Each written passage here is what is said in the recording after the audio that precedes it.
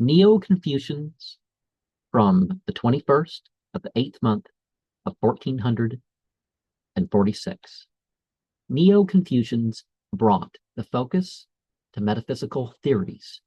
Situations and combinations bring about change in the unstable or with the powerful. What can be done other than use the texts as divination manuals? Canonization is by written preservation of the scriptural. Reunification is by the witnessing of the energy and embodiment of the principles.